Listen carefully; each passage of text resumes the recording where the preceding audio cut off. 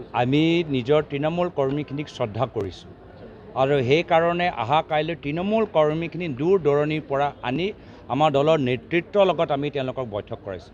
নিশ্চয় আমাৰ তৃণমূল কৰ্মীখিনিও বিভিন্ন কথাৰ ওপৰত আমাৰ দলৰ নেতৃত্বক অৱগত কৰাব যে কংগ্ৰেছত ভৱিষ্যত কি ৰণকৌশল ল'বলৈ উচিত হ'ব আৰু নিশ্চয় তৃণমূল কৰ্মীখিনিও এলায়েন্স সম্পৰ্কত আমাৰ দলৰ নেতৃত্বক নিজৰ মনৰ কথাখিনি ক'ব।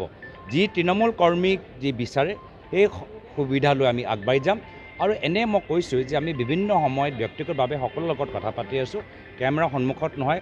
কংগ্ৰেছে অসমৰ ভিতৰতো বিভিন্ন ৰাজ্যত কেইবাবাৰো এলায়েন্স গঠন কৰিছে। এলায়েন্স কেনেদৰে গঠন কৰা যায় কংগ্ৰেছৰ অভিজ্ঞতা আছে আৰু সেইকাৰণে আমাৰ পৰা অলপ আমাৰ লগত কথাখিনি পাতিলে কেমেৰাটো বাদ দি আমাৰ লগত কথা পাতিবলৈ সকলোকে অনুৰোধ জনালোঁ। আমাৰ দুৱাৰ মুকলি আছে।